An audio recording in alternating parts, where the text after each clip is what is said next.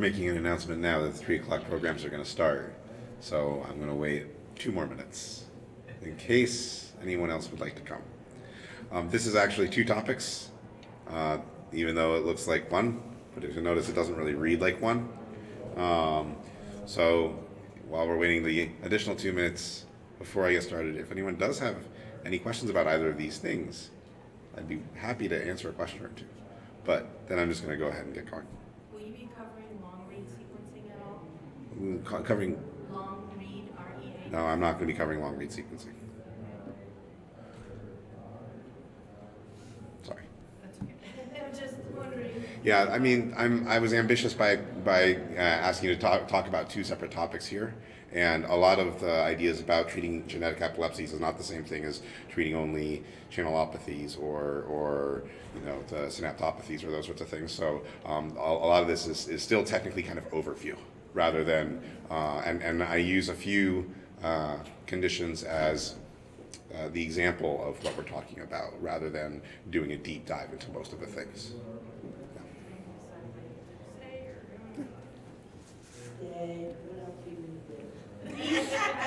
Thank you, Pat. All right, I'll go ahead and get started. Thank you for the question, though, because it is important to have an idea of what we are here to talk about. So, like I said, I was ambitious, and my name is Matt Lallas. I'm an epileptologist out at Niklaus Children's Hospital. I am involved in the evaluation of children for surgical treatment of epilepsy, but I am also involved in the tuberous sclerosis clinic, which is run by our neurology division head, Dr. Paula Schleifer, and I run the ion channel clinic, the ion channel epilepsy clinic, along with our geneticist, Dr. Parul Jayakar.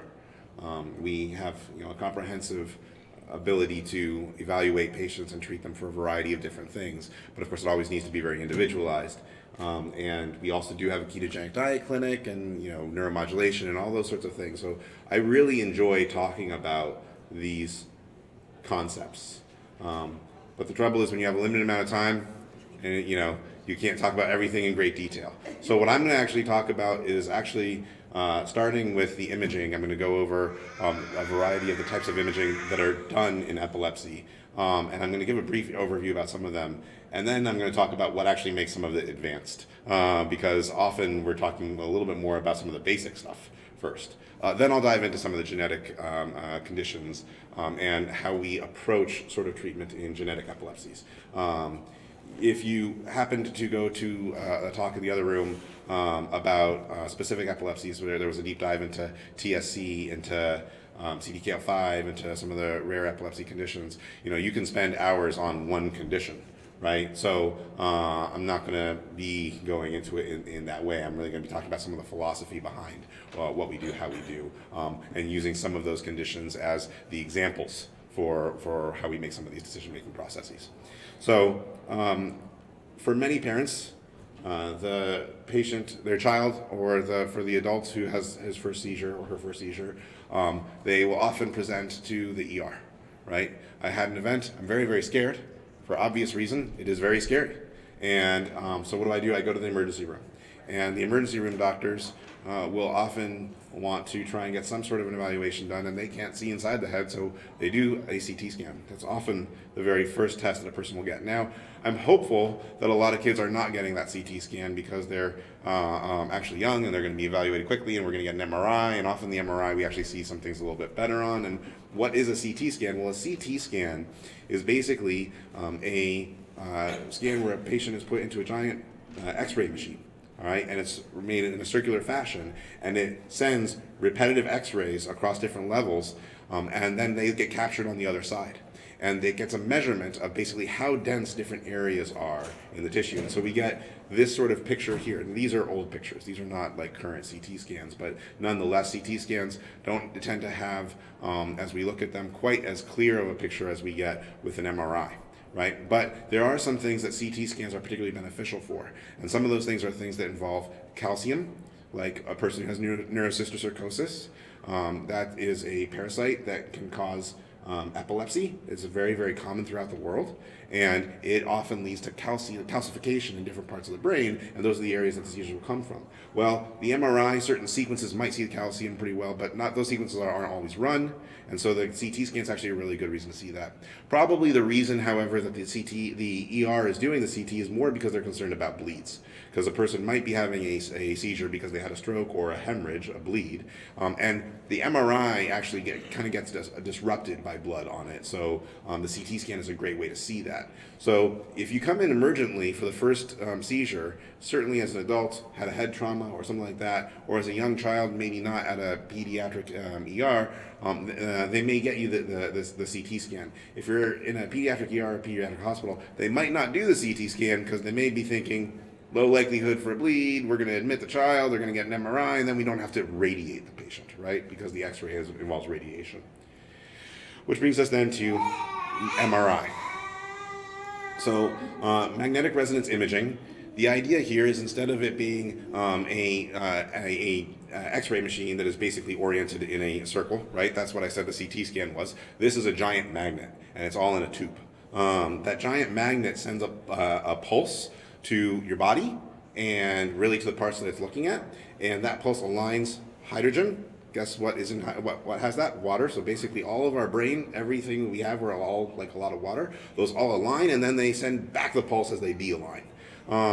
And doing that, we get a signal not of how dense it is, but of how strong that signal is, how intense that signal is. So we talk about it as intensity. And this is also sort of old imaging, but the idea here is that we see very clearly the structure of the brain. Okay, I've got a few other pictures that will have nicer looking MRIs probably than this one, but this one is pointing out a very common cause of epilepsy, especially in adults, but also in pediatrics, where if you take a look at the arrow, it's pointing to a structure called the hippocampus on the right side, and that is the right side. The hippocampus on the right side for this patient is shrunken. If you look at the left image, you can see that it's really kind of shrunken, and if you look at the right image, sorry, it's my right, that's stage right, house left. The image over here, that hippocampus is brighter. This is hippocampal sclerosis. All right, this is a scarred, unhealthy hippocampus, and it can produce seizures. The hippocampus tends to like to produce seizures, so sometimes a person can have epilepsy from the temporal lobe, and they don't start from the hippocampus, but over time, the hippocampus gets upset and scarred, and then continues to do so. And so in pediatrics, we often see a person having sort of dual pathology, not just hippocampal sclerosis, but also focal cortical dysplasia or some other reason for the epilepsy. In adults, sometimes you get pure hippocampal sclerosis. PET scan. So the first two that I was just talking about are probably the two most common things. Everyone's got them. If you have epilepsy, not necessarily every single person gets an MRI. It's not, strictly speaking, something that you might need in a pure case of childhood absence epilepsy or Rolandic type epilepsy if patients follow the rule books, and that's not up to them, of course, that's up to their condition. But those types of epilepsy almost never have a finding on MRI that actually adjusts their care. It's something about their genetics and about their networks. Now, there are other times where you might find and discover something different, and that might be incidental.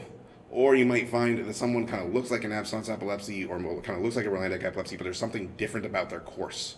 And if there's something different about their course, then the rule books are out, and you should be getting an MRI.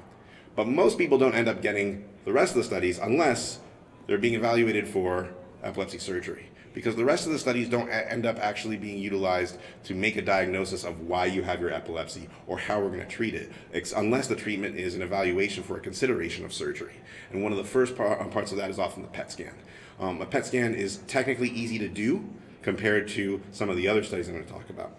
So a PET scan, or positron emission tomography, what this is where we inject a contrast that is radioactive, and it's going to send out those positrons. Right?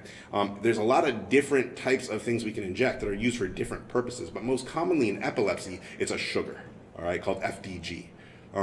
There are other things that have been utilized. There have been research into other types of contrast that we can do, but this is the most commonly utilized in clinical practice for epilepsy. And what you're looking at is the idea that the brain is going to take up sugar because it needs to use energy, right? That the sugar is going to break down in such a way that the radioactive component gets stuck and stays there. The area that causes seizure is typically unhealthy tissue. So if you're trying to figure out where it's coming from, you're going to want to see an area that isn't as bright. It's not emitting as much because it didn't take up as much sugar. All right. Now, how are you going to make that comparison? Different parts of the brain use different amounts of sugar. So it's not necessarily right to be looking at the frontal lobe and comparing it to the occipital lobe, or to be looking at the cortex and comparing it to the white matter, because the white matter is not very metabolically active. But what is right to do is often to look at the other side. Right? So one of the great things about this is that we get a direct comparison to the other side. So in people who do have focal epilepsy and clearly focal epilepsy, it can be helpful for us.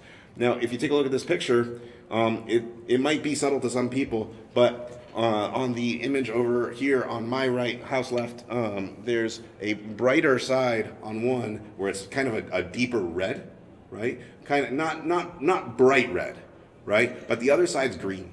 All right, there's not a redness there, okay? That's an asymmetry. That's a difference from side to side, okay?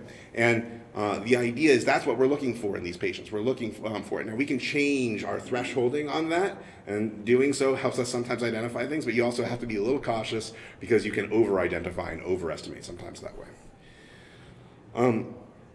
PET is easy in that we're doing it between seizures, usually. All right. What we do is we put the patient on an EEG at the time that we're going to be injecting them with the contrast, and we make sure that they're not having seizures. If they have a seizure in the half hour after we have given the contrast just by luck, then that actually changes how we interpret it, because in that moment, the brain will have needed more energy, and so we'll probably have ended up using up more of the glucose. So that actually changes our interpretation. SPECT, on the other hand, this next one, single photon emission computed tomography, is actually usually done for the purpose of getting an injection during a seizure, which makes it much more complicated because seizures are, of course, brief, often. We wanted to do it early on in the seizure, and so that's part of the other complication. If you have a really, really long seizure, but you get the tail end of it, it's actually not as helpful because the goal for SPECT is to tag very, very quickly. The PET scan takes a while to tag, all right, because the sugar gets broken down. But in this, we're not injecting a radioactive sugar. We're injecting a different radioactive thing, but it ends up going where the blood flows. So it's not measuring really your brain's metabolism of sugar, it's measuring blood flow. And it also tags very, very quickly. So once you inject, if you inject at the end, all that seizure activity has started and gone on. It may have started in one place and moved a lot. But if you get it really early on, you will tag really early on, and so you'll get an idea. Now this patient that we're seeing here, you can see that there's a dark spot. There's sort of a more greenish area. That's actually because the patient has an area of scarring. That's not because the SPECT's actually picking that up. So if we just looked at this picture, it might be really, really hard to know if the SPECT really helped us in any way. So remember how I said I'm going to be talking about some basic things first and then saying about what's advanced about it. We're going to get to that. Okay? Remember this picture. It will show up again. Functional MRI. A lot of times people ask me, does my child need a functional MRI? You know, they've got epilepsy, the MRI didn't show anything. Will a functional MRI help? And the answer to that is, again, these tests that I'm talking about now are really more about epilepsy surgery very frequently. We don't use a functional MRI for the purpose of making a diagnosis of epilepsy or of determining if a patient has ADHD or where how the seizures are going to be affecting them 3 years down the line. Those aren't helpful. It won't also tell me whether or not a medicine is going to be particularly beneficial. What the functional MRI is usually done, there's a couple different ways of doing it, but the idea is what we're measuring now is blood flow. Blood oxygenation, not flow. The whole brain, of course, needs oxygen, right? And it's active all the time, but it's active at different levels at different times in different places, right? If I say, hey, you're in the MRI, I want you to think of the word that you see based off of the screen, but don't say it because you can't move, right? I want you to do that now, I want you to do that now, okay, now I want you to rest. All right, and you rest for a little bit. And then you look at the oxygenation during the word task versus the rest. You can see a difference in how the oxygen was being sent, right? Or if I am having you listen to something, or if I'm having you tap your finger, right? right? We can see the different parts that end up getting activated. We're not actually seeing the activity of the brain. We're seeing the change in the oxygen, but we're correlating that as showing us where the brain activity was that was demonstrating that. So as we're looking at this, what we're seeing here is a task-based paradigm where they were giving a task like that. And what we see on the first image is where we are creating language, where we are getting ready to speak, where we are using our ability to produce language. What we see on the second one is actually a slightly different thing called resting state fMRI. And interestingly, it shows the receptive language. This is where we're understanding, where we're taking in, right? And those two areas need to talk to each other, the understanding and the expressive, the producing. But they are different areas. And interestingly, on this one, we see that both sides were active in the understanding. And that's not just that both sides were able to hear. Those are actually language areas, okay? There is a difference.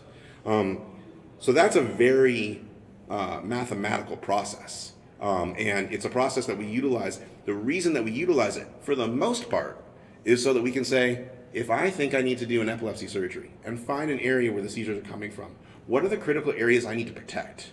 Because I want to be sure that that child does not come out with a new problem that they didn't have before, right? So if my child is with epilepsy on one medicine, being well treated, not having seizures, a functional MRI is not going to provide them any benefit, okay? It's not going to help me continue to treat them or decide whether or not to come off medicine if it's been 2 years.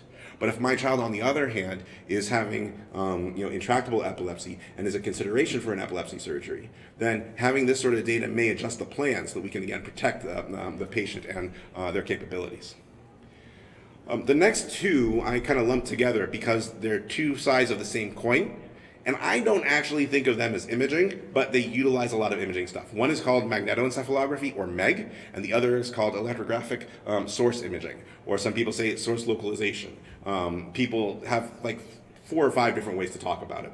But basically, here's what it is. When we are looking at the brainwaves, when we're looking at our EEGs, I look at the EEG and I see a pattern that says to me, this is coming from the frontal area, and it looks in a certain way that makes me believe that it is coming from a very particular part of the frontal area, okay? That's what I do. I do that in my head, 3-dimensionally, all right? I do that because what I'm looking at is electrical fields. I'm looking at the electrical activity of the brain and the electrical fields. Electricity and magnetism are related. Electrical fields produce magnetic fields, but they do it perpendicular to each other. So the magnetoencephalogram reads the magnetic fields, and the electroencephalogram reads the electrical fields. So when you see a spike on an EEG, there may be a spike on a MEG as well. Not always, because they're directed differently. So sometimes one sees some things better than the other. The other thing is that the magnetic fields get through the scalp, get through the skin, get through the bone, basically as if they aren't there. Versus the electrical fields, they get filtered by those sorts of things. So the EEG is kind of like looking at a smoother brain. It doesn't necessarily see fine detail unless you put a lot of electrodes on the scalp. And if you do that, then you can make it see very fine detail. Or if you have very, very many spikes that you're putting all together. But if you take a look at this image, this is ESI, this is not MEG, but the idea is the same. What we end up creating is a 3D representation. If you see the blue circle and that it seems to have a blue sphere and it seems to have a little rod behind it, that's the orientation of the electrical activity. And it's pointing at an area of cortex, believed to be producing, in that moment, the area, the abnormal EEG firing, all right? If you see sort of the yellow-red sort of heat map, that is a different calculation of the same thing. It's a different way to model it. It's a different way to show what is the activity that we believe is going on. And it can be adjusted a lot by, again, changing your parameters. So you do have to be cautious and know what you're doing with this. But ultimately, MEG does the same thing. MEG and ESI are doing the same type of process, but with slightly different data. And ultimately, because they're slightly different data, if you can do both together, that can make them better. But the trouble with MEG is that the MEG is a machine that needs to capture very, very small data, very, very low amplitude, hard to see. You need to be in a shielded room. You need to have a very expensive machine. You need to have someone who knows how to keep it in good condition. Now, there's some new types of equipment that are being tested to help decrease these needs, and if they do, MEG might explode. And there is MEG in here, who's one of the major MEG companies out there, and they have great technology. I'm not trying to knock it, but because of the need for a shielded room and that the size of the activity is small, if the patient moves, that changes the data. So the patient can't move very much, which means you only usually get a couple hours of recording. And also, you might need to sedate the child. Versus the EEG that I'm doing for a week for a surgery evaluation, I might get many, many, many, many spikes that I can use. And so I might be able to utilize all that to clean up the ESI data. So sometimes you can only get one. There's not many MEGs in the country, but you can get a lot of data from the EEG source analysis. And then you can put this stuff together. So looking at these modalities, the CT scan and the MRI are really talking about structure. All the rest of them are really talking about function, okay? The CT scan, the PET scan, and the SPECT scans all have radiations. So we should be careful if we're using them that we know why we're using it and there's a good reason to be doing so. And there is sometimes a good reason to be doing a CT scan. Even though I say I get better images from an MRI, that's not, strictly speaking, always the case. The setting is usually interictal, except for the SPECT scan, which I mentioned we really want to do it during the ictal, and that is hard. That means we need to do it while you're in the hospital after we've tapered medications usually. We sometimes get the PET interictal, which is why I have the asterisk. The MEG, okay, if you happen to have a seizure in that 2-hour period, we can do it off of interictal. And the ESI we can do off of interictal or ictal if we have you in the EMU for 5 days. It is a process to do those analyses, but they can be done. The duration of each of these studies is very different. A CT scan is minutes, but an MRI is hours. I wrote that the fMRI is hours, and that's sort of true because it's usually done with the MRI. But if you were to do it separately, it would probably be on the order of half an hour, maybe 45 minutes, just to get all the different sequences that you need. The SPECT, the PET, those are the actual picture is a few minutes. It's not a matter of being in the machine for hours. But for some kids, that is enough that I can't stay still and I'm going to need to be sedated. So that is still the case. ESI, I wrote as minutes to days because, again, we can be recording for 5 days and get as many spikes as we need to try and understand. And then what I said was measures, again, looking at the magnetic waves versus electrical waves, blood flow, glucose metabolism. So what is it that makes this advanced? Well, one, all of these required a lot of very strong mathematical modeling. Even the CT scan and the MRI, what they really do is they get a signal and then they do complex mathematics to try and create a model of the brain, right? But then on top of that, sometimes we do more. So this is the same PET that I showed earlier, where I was like, one side is a little reddish and the other side is greenish. But what they've actually done in the next thing below is they've run it through a statistical software where they've compared different regions of the brain. They've basically parcellated out the brain into something like, I think for this one it was about 30 different regions, 15 on each side, something like that. And they actually did a comparison of the one side to the other to understand which ones were a threshold different, a statistical parameter-based difference, something to say that this is significantly different. Because my eye might pick up on something, but that might be within the range of normal, because we're not all perfectly symmetric, right? We have a little bit of difference between our two sides. And here, what they ended up finding was that same area that I was talking about shows up in that statistical inference. And it was important for this case because this case in the literature went to surgery and they did find indeed that the pathology was there. Remember that I showed you the one picture out of 4 that are now here. I showed you the third one, all right? I cropped it just to show the one, where in this case the patient had the injection early on in the seizure, but that area in the back is a little lower because of the scarring that happened, right? So what they did, and what we frequently do with SPECT scan, is we take the SPECT scan, and if we get a good ictal injection, well, the rest of the time the blood is still going there, right? So what if we compared it? What if we took one when the patient isn't seizing, all right? Put them both over the MRI and subtracted one from the other. We would highlight the differences. And that's what they did here. So you can see the MRI all the way over on the right, at least a shot of it, and then you see the interictal study. Now, you'll notice they're not exactly comparable, all right? And the reason for that is the compound does degrade at a certain frequency. So then they have to apply statistical patterns to how far to degrade, what is sort of normal within here in order to make the two comparable. And then they do the subtraction. And if you'll notice on the far end, we only see one bright red spot, right? And that's the spot where the seizure was coming from for this patient. So this is what's called a SYSCOM, or a subtraction ictal spect, co-registered on an MRI. So what we're doing is getting these complex mathematical algorithms to normalize the data so that they're comparable and subtract them after they've been overlaid on each other. But we can't just overlay them on each other because they're both kind of fuzzy pictures. So they need to be overlaid on the MRI as the ground truth. And that helps us in a scenario where we may have already done surgery, or there might be more than one lesion, say tuberous sclerosis, right? This can be a beneficial thing if we can get the ictal. And that is frequently the challenge.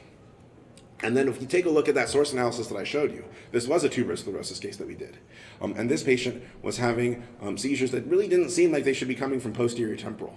But the ESI looked there, the EEG looked there, and we had bunches of tubers. So what did we do? We did a SPECT scan, and we lit up that tuber. That's what the multicolored one is. You can see the red spot over the tuber. You can see on the CT scan a bright spot in the middle of the brain. Not really in the middle, but in the middle of that image of the brain. That's because often in tuberous sclerosis, the worst tuber is the one that's actually most calcified. So I can see it nice and bright, and it's agreeing with the other. This patient was seizure-free after taking out that one tuber, and she was having daily seizures before that, multiple daily. This is another example. This is a patient who ended up having an NPRL3 pathogenic mutation. The mutation led to a frame shift. So everything afterwards was off reading. The genetic code is essentially that every 3 base pairs it codes for 1 amino acid. So if you take out 1 base pair, the whole code is off after that, right? Because you need 3. So the mutation led to a frame shift, and it led to an early stop point in the protein. And as a result, that's what happened for this patient, but this type of epilepsy, this type of gene mutation can cause multiple different types of epilepsy. Sleep-related hypermotor epilepsy, frontal lobe epilepsy, familial focal epilepsy with variable foci, which sounds like the person can have epilepsy from different areas. But actually what it is that you might have epilepsy, and your parent might have had epilepsy, and your brother might have had epilepsy. Each of you has a stable location for your epilepsy, usually, but yours might be different than your brother's and than your parents'. So that actually leads to the possibility of what we ended up finding for this patient, where when we looked at this MRI, and what we're looking at is a sequence called a flare sequence. When we look at MRIs, we can do them, we usually take multiple sequences, and I like to think of that as saying, what's the filter that you put on your Instagram for your pictures, right? There's lots of different pictures you can take. They all show your picture in a different way, but they're all you, right? True of the brain as well. When we do our MRIs, we do different sequences, and they tell us different things. They're all still the brain. They all see different things better. So the flare sequence picked up on this, and I put an arrow to where we saw a subtle finding. The area of cortex there, and it's a little more obvious, I think, on the coronal flare, is not as clearly kind of the same color as the rest of the cortex. It's a little blurrier and closer to the color of the white matter underneath, which in this picture looks grayer and darker rather than white. So interesting. I want multiple things to align. So we did a PET scan. If you only have one lesion and if everything's going there, you might not necessarily need that. But this kid had a genetic feature, and we wanted to be sure that we weren't missing something, so we wanted a little more data. So we did a PET scan, and that PET scan in the exact same area was very, very much low. Can I prove it was on the exact same area? Sure, because we co-registered it. All right, we light it over it, and we can see that same area is not as strong on the right side as it is on the left. All right, so that patient is a possibility. Now remember I talked about fMRI and how we use it to preserve critical areas. And then I talked about that there's the block paradigms where we give a task and then we compare it to resting. We also have what's called resting state fMRI, where we just have you sit there, eyes open, don't think about anything, all right? When we collect, say, 20 minutes of data. And then we do very complex mathematics on it. I say we, I don't do this. This is done by the neuroradiologist downstairs, okay?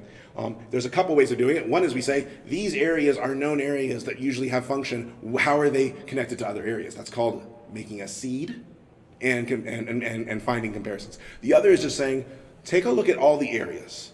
Find out what all the signals are. See how they might be communicating to each other. And then show us what those look like. And that helps us find brain networks. And some of those brain networks are normal, right? Because we have normal brain networks. We have our motor network. We have our language networks. We have things called the default mode network, which is always a weird name to me. I don't know what that means when I just hear default mode network, right? But some of them are abnormal. And in this case, we had a network right on the lesion that was connected to other areas. And we can see that it's beyond just the lesion itself. So in this case, it really helped us to identify it as well, to really see that this was the prime area to go for. This kid did undergo a surgery. We found a type 2A focal cortical dysplasia. Again, this child had a gene mutation. So it's not necessarily that just because you have a gene mutation, you can't necessarily go to surgery. But this gene mutation predisposes you to focal cortical dysplasias, as some other types do too. So if we didn't find one, if we didn't find it, our assumption might be it's probably there somewhere. But if we can't get all the different modalities to at least agree, I don't necessarily need all of them to agree. I need a good 2 or 3 of them to agree that this is the area to target. I might pursue surgery. In this case, we had all of them agreeing. And so what did we do? We went to surgery. We took out the focal cortical dysplasia. He's over 2 years seizure free. He's doing great. So now I'm going to move on to treating genetic epilepsies. And like I said, you could do a deep dive into any of the conditions out there, right? And so I'm not going to be doing a deep dive into any of them. I'm going to be using a few choice conditions to talk about, some of the concepts. But the idea is very important that at the start of this, we're assuming we know what the genetic defect is. Either that it's a clear gene mutation or a deletion of some kind or a duplication, a whole chromosomal thing, but we know what your diagnosis is, right? Maybe we have a variant of uncertain significance, but you fit the pattern, so your doctor believes that this actually likely is the cause for your epilepsy, right? Doing that is very important because following that, we can use some of our basic principles about medication management. I'm going to tell you what my basic principles are. I reverse them in a little bit of order for the very beginning. Whenever possible, I would usually say know which medicines to use. But in the scenario of genetic epilepsy, I like to stress know which medicines to avoid. I think that's extremely important. All right, and I'm going to give a couple examples of why. I think other people probably already have today, but I'm going to do it again. Then I say which medicines to use. Then know relevant medication interactions, extremely important. Know which epilepsy syndrome or seizure you are treating, because it is not necessarily true that just because you have SCN1A mutation, you are treating Dravet syndrome, right? And then know when to use non-medication treatments. So let's talk about Dravet syndrome, because it's the most common single gene cause of epilepsy. SCN1A mutations cause 80 to 90% of Dravet syndrome, but SCN1A mutations can also cause febrile seizures without epilepsy or genetic epilepsy with febrile seizures plus. I've actually evaluated a patient who was found to have an SCN1A mutation who only had autism and had not yet had a seizure, and hopefully never does. So it's not as simple as you have this gene and therefore you have Dravet syndrome. But we have years of data on how we treat Dravet syndrome. A lot of it is not done by randomized controlled trials. There are some now that we have some of these patients, but most of it is done by what's called expert consensus, based off of our history. And recently there was an expert consensus statement about the best way to evaluate a patient with Dravet syndrome, manage a patient with Dravet syndrome, give them treatment. And first line that they provide is valproate. And I would say that a lot of that may be because of comfort and use and historical data, because we don't have a study that compares valproate to cannabidiol, to fenfluramine, to clobazam. They don't do those types of comparative studies for the most part. The only one that we really see a lot of that is childhood absence epilepsy, where they actually compared valproic acid, ethosuximide, and lamotrigine. But most of the time, you don't get head-to-head studies. So you're comparing one study, two studies of this drug compared to other studies of another drug, and you have to make a determination about which ones you trust more or which ones fit your patient better, right? So the expert consensus put valproic acid as the first line. After that, they said next line could be fenfluramine, which was approved only a couple of years ago. Stiripentol, which has been available in Europe a lot longer than it has been. I believe that was approved a little after fenfluramine, or clobazam. And then after that, they say pharmaceutical grade cannabidiol, right? And I know a lot of people are out there on what I refer to as the artisanal CBDs, and I don't make a big fuss and say, you can't do that, and I'm not going to treat you, and I'm going to report people. I've met people who've done that before. It doesn't help. And parents don't need that sort of guilt. They're trying to help their child.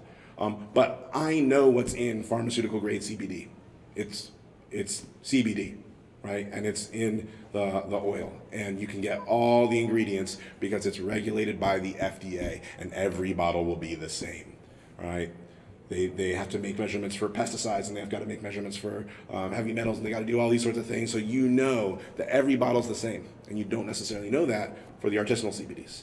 So again, I don't make a big fuss if people are on that. I offer them the Epidiol X, the cannabidiol, because it makes me know better what's going on. I don't end up managing the artisanal CBDs because I just don't know what they're getting.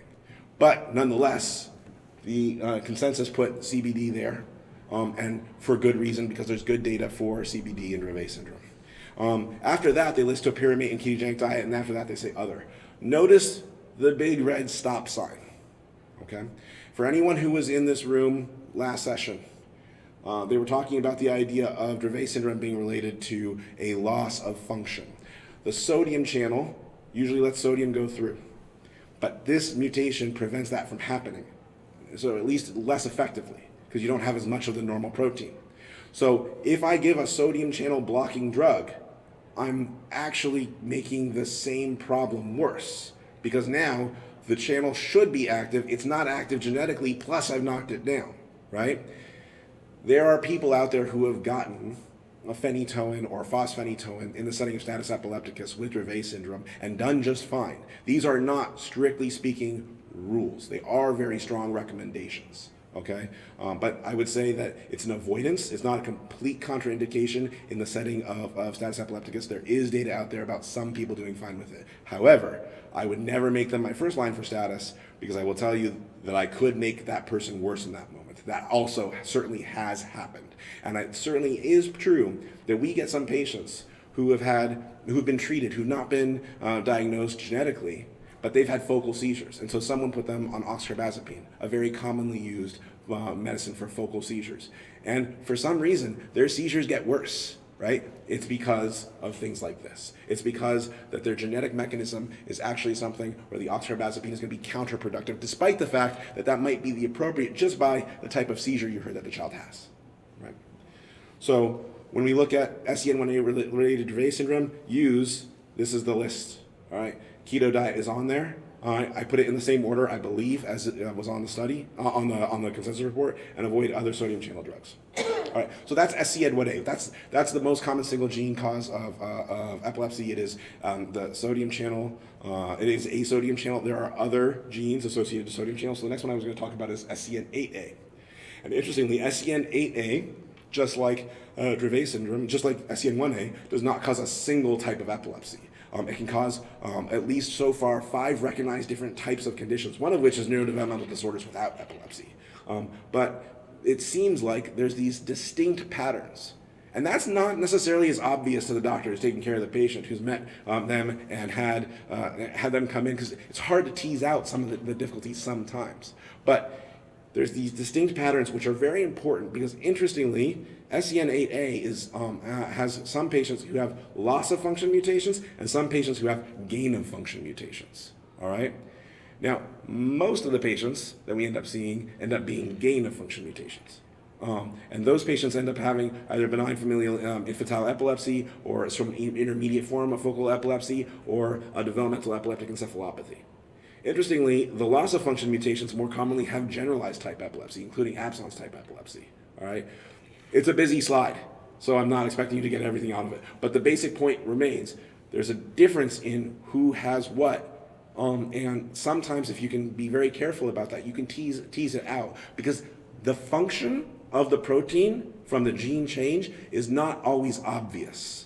All right, it's not something I can just send to another lab to test for. There are certainly places that can do it on a research basis, but I can't show me what this gene change does as far as how the gene is functioning as a clinical test. So I have to make some assumptions about that.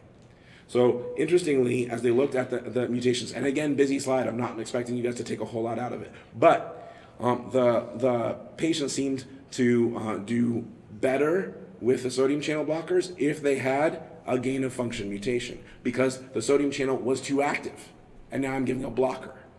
They didn't necessarily seem to do a whole lot worse if they had a loss of function mutation, but there weren't as many patients. So it's hard to know if that's real or not, okay? So gain of function mutation, sodium channel blockers. Otherwise, whatever seems to make sense. The next one is a very known, this is another type of transporter. It's called the GLUT1 deficiency syndrome, all right? And this is due to the SCLC2A1 gene. What this is a gene that codes a protein that allows sugar to move from the blood to the blood, through the blood-brain barrier to get to the brain, so that your brain can utilize it for energy purposes, right? And if you've got a mutation in this, it can cause epilepsy, it can cause movement disorders, it can cause microcephaly, it can cause developmental delays, but it doesn't have to cause all of them. It can cause any of those, right?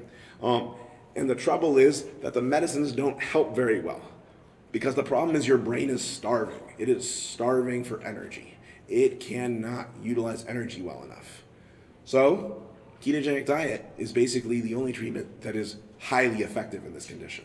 All right. Some isolated patients may have benefit from typical anti-seizure medications, and most patients will probably require ketogenic diet plus another medication. But typically, ketogenic diet improves their seizures, improves their development and cognition, especially when instituted early in this condition. And it can cause many different types of epilepsy. It can mimic a lot of different things. But if you want to treat this one, you really have to have the kid on ketogenic diet.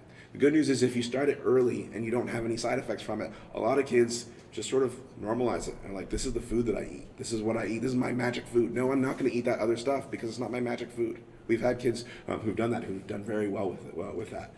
I'm not going to pretend that every kid is magically normalized on the ketogenic diet for GLUT1 deficiency syndrome or with other epilepsies, but certainly this is what provides them the most benefit in that condition, and some people may be seizure-free on it.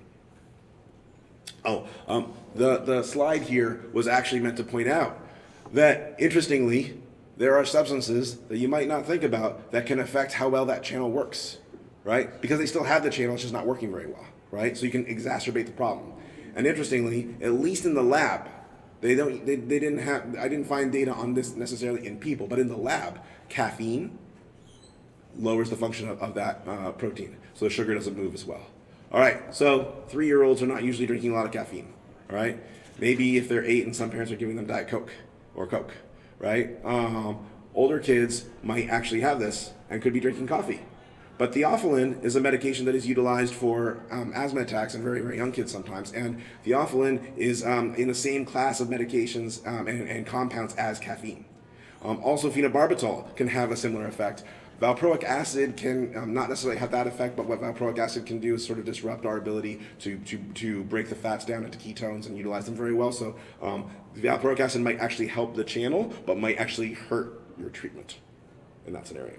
So debatable about whether or not to avoid these things. I put them under that category because in the lab at least, it seems like there's data that it could worsen the condition. Hasn't yet been proven or shown from what I found in the literature, and I did have to review that. Not everything is a channelopathy, right? There are many different types of genetic epilepsies, as I said before. These are two that sound very, very much the same. They're not. They actually create distinct, but if you just sort of listen to what they both cause a mitochondrial dysfunction. They both cause epilepsy, abnormalities on the MRI. They both cause developmental impairments. So from a very high level standpoint, it's hard to tell them apart from other things. I would also say that it might be hard to tell it apart from things other than these two. But then you also read the names, and the names are kind of confusingly similar, right? Pyruvate dehydrogenase complex deficiency and pyruvate carboxylase deficiency. These are very, very important to understand.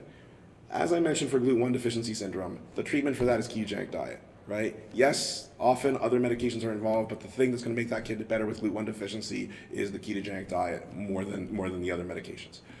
The same is true for pyruvate dehydrogenase complex deficiency. What this is helping us do is it's helping us break down sugars and use them for energy, all right? If we can't do that, again, we're going to be energy deficient and starve our brain and the rest of our body. And we have significant effects throughout. So instead, we have to provide another energy source, a high-fat, moderate protein, low carbohydrate diet, the ketogenic diet. It's essentially required in this condition. And you would want to avoid other things that might make that worse. So while I didn't put it in the slide or in the next slide, valproic acid may not be the best choice, okay? But you would want for pyruvate dehydrogenase complex deficiency to use the ketogenic diet. Pyruvate carboxylase deficiency is a different thing, all right? This is actually how we turn pyruvate, it's part of one of the steps, how we turn pyruvate into sugar, how we move from one compound in multiple ways to create sugar in our body. So that if we are in a fasting state, if we haven't eaten in many hours, we need to increase our sugar level. Otherwise, we'll be hypoglycemic, right? So we break down other things and we create sugar, right? But you can't in this condition.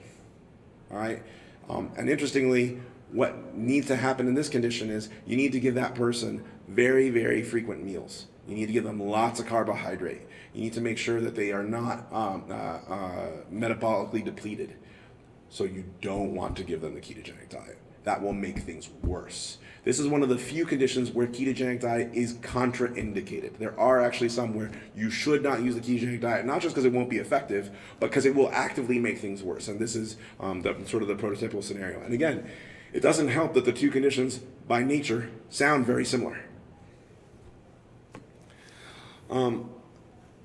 Again, other people went into TSC 1 and 2. So if you were able to go to those, you probably would have heard about things like vigabatrin for infantile spasms, everolimus as an mTOR inhibitor, cannabidiol having been approved for children with epilepsy down to age 1 for that. CDKL5, of course, has ganaxolone as recently approved for it. KCNT1, people have looked into quinidine, which seems to help more for the younger kids than for the older kids. But there's isolated, good results in a few of the older children. But then the trouble becomes it causes cardiac arrhythmias, and you need it at high doses, so not everyone wants to be on it, and not everyone has an effect. CACNA1E seems to have a beneficial effect of topiramate, but it's not, again, true for everyone.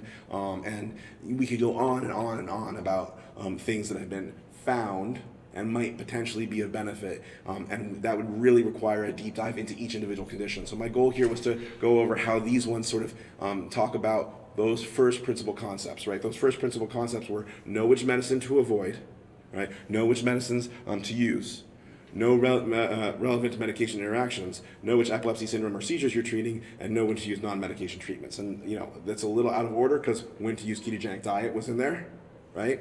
But relevant interactions is very important, especially for things like Dravet syndrome. We can use these medications, fenfluramine, cannabidiol, and clobazam outside of Dravet syndrome. We can use them in Lennox-Gastaut syndrome. Clobazam and cannabidiol can be used for TSC, for focal epilepsy. Cannabidiol is not approved for focal epilepsy per se. It's approved for TSC, for Lennox-Gastaut syndrome, and for Dravet syndrome. But the point is that these are not necessarily solely isolated to those conditions. But if you take a look at how they interact, fenfluramine can be used in here. Doesn't seem necessarily to cause much in the way of changes to the other medication levels, but cannabidiol and clobazam both raise the level of their downstream metabolites. So anything we take in, our food, our medicines, whatever, we've got to put it out, right? We either have to pee it out or poop it out or whatever. But often that process involves how we break it down or convert it into something else. The very first step for both cannabidiol and Epidiolex involves making a new compound, a new metabolite. And for both of them, that metabolite also can help control seizures. However, for both of them, that metabolite can also contribute to side effects. So having the medications together could be beneficial in the setting of we might need lower doses to have a good effect. But if you end up noticing that there's more of a side effect, it could be because the downstream metabolite has been pushed up too high. Now I can't test cannabidiol metabolite levels. I can for clobazam. They don't tell me everything. I've had some patients have wildly high levels, but tolerate it and not have any side effect. So the big deal there is understanding how the patient is doing rather than just the lab test, right? We don't treat the lab, we treat the patient. But these are things that we can at least try and get some objective measures and try and correlate for this patient, because maybe the child had a wildly high before and wasn't symptomatic, but when they came in again, it bumped up more, and that was enough, right? Stiripentol is a medication that was approved for use in Europe and recently approved in the United States. Stiripentol, one of the ways that it works is doing the same thing, raising the metabolite level of clobazam. It's not the only way that it works. But because of how it was studied, it was only approved to be utilized in Dravet syndrome if the patient also has clobazam. So it raises the clobazam level. That is helpful, or can be, or it can produce potentially more side effects. But what's also interesting is stiripentol does affect the fenfluramine level. Now, fenfluramine is actually part of an old drug that's been around for a long time that was pulled from the market. It was then studied on its own and shown to be beneficial for seizures, and was put back on the market, but only if patients can have frequent echocardiograms. The reason the old drug called fen-phen was pulled from the market was because some people were using massive doses. Millions of people on this drug, some using massive doses because it was a weight loss drug. And they thought if I go up more, and if I go up more, I might lose weight. And some people had cardiac changes that led to some people dying, right? We don't know, because people didn't know at the time to be checking for those. We don't know if identifying that early is going to help prevent those things. But so far in the studies of just fenfluramine, no one's had those problems. We're using controlled doses. We're using much, much lower, even lower than what was recommended before. And again, people were using above recommended at the time, right? But we have to be getting echocardiograms. But because fenfluramine's level is increased by giving stiripentol, if you give stiripentol, you have to come down on the fenfluramine. They actually say if you're giving stiripentol or clobazam, but again, stiripentol is usually used with clobazam, that effect, it's not clear to me from the way they've described it in the literature if clobazam does that. So I usually make that rule based off of stiripentol.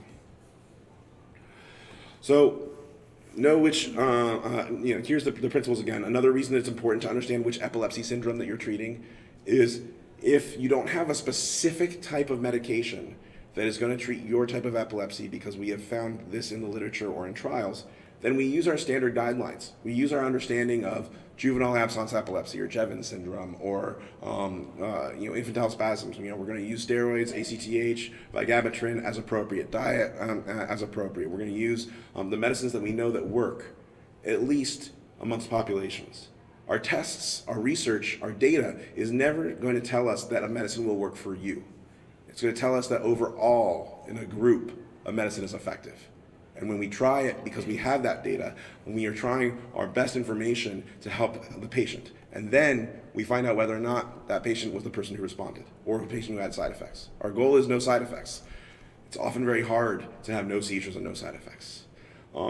If a patient has Lennox-Gastaut syndrome and they are primarily having drops, there might be something we can do for them, right? Drop seizures are a very common type of seizure in Lennox-Gastaut syndrome. Tonic seizures is really required, but drop seizures, if they're dropping, we might be able to perform the surgery. And no, we won't be able to do a resective surgery or ablative surgery if they don't have a clear lesion. If they don't have a clear, we see this on the MRI and it's agreed to with the PET scan and all these data are coming together, we can do that in some scenarios. But if I have a known genetic mutation and I don't have all those things coming together, I wouldn't pursue an ablative or a resective surgery in a patient with a normal MRI.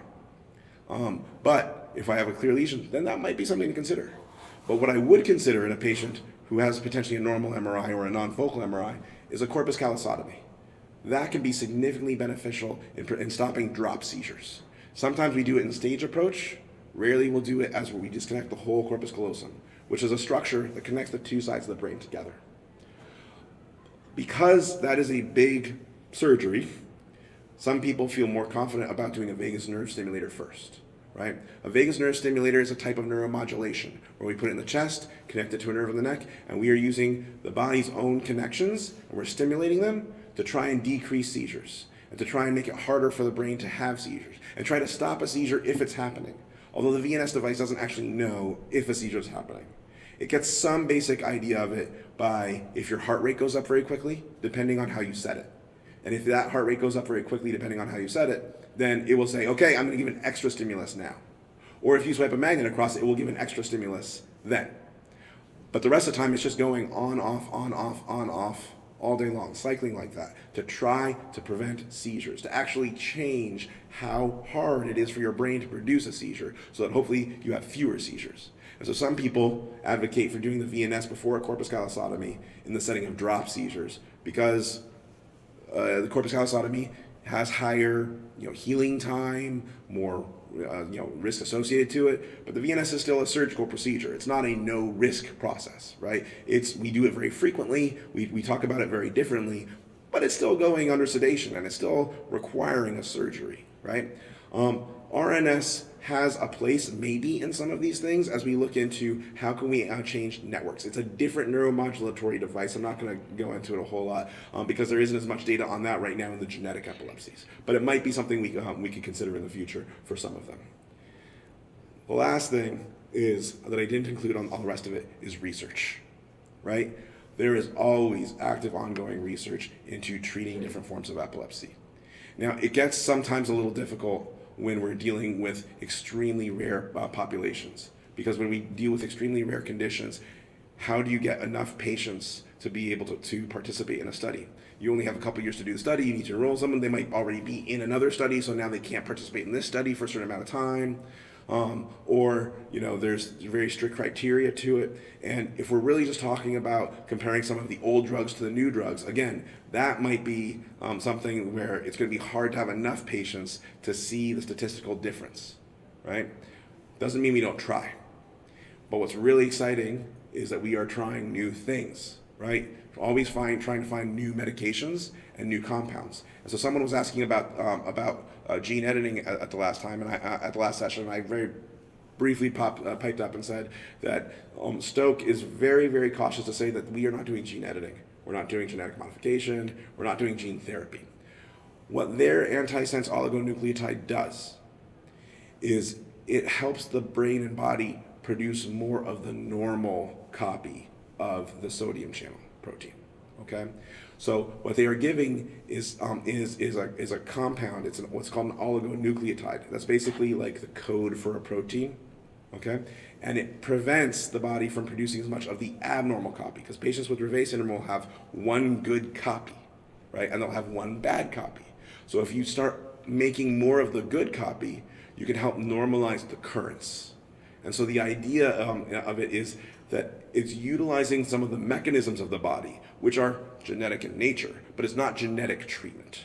All right, they're very cautious about that. Right, it's not genetic modification. We're not changing your gene code.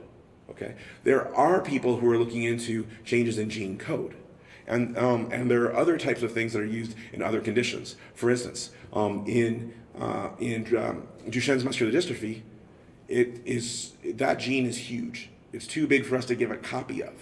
But what we can do is actually tell the body to skip over the problem.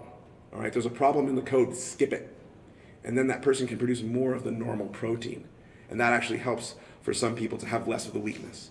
They've done a similar antisense oligonucleotide for spinal muscular atrophy, not necessarily similar to Stokes, but the idea of we're going to do an intrathecal injection to provide an antisense oligonucleotide. It's similar in that way, right?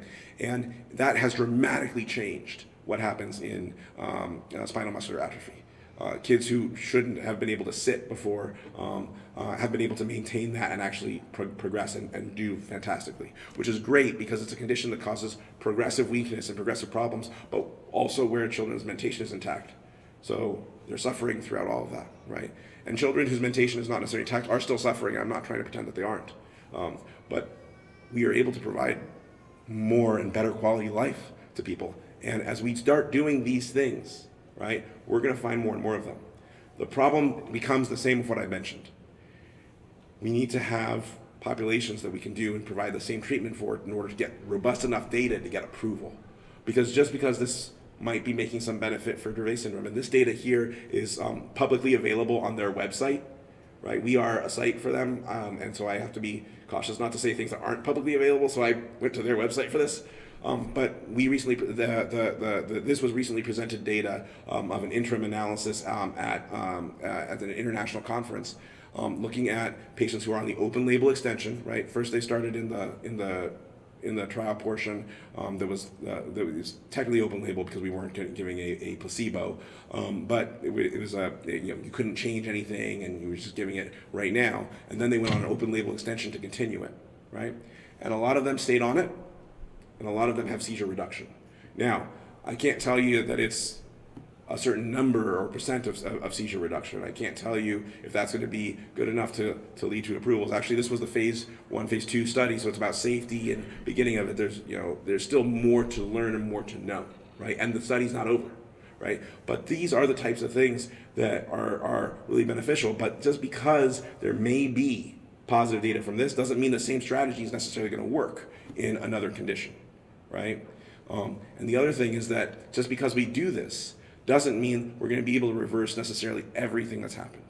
These same proteins, these same genes, we use them from the moment we're developing our brain, which we do in the womb, right? That leads to how we make connections. That leads to how we create our brain networks. So I can't tell you that by doing this, we're necessarily going to reverse those changes, right? But if we can prevent the damage from ongoing seizure after seizure after seizure after seizure, and if we can normalize some of the signals in there, we may be able to significantly improve quality of life, significantly reduce seizures, and so far the data looks positive that we're making some of those differences. There will be other people who have other strategies, right, other than just antisense oligonucleotide. Actually inserting a gene into the genetic code, into the genetic makeup of a person, one of the things you have to consider about that is that's permanent, right?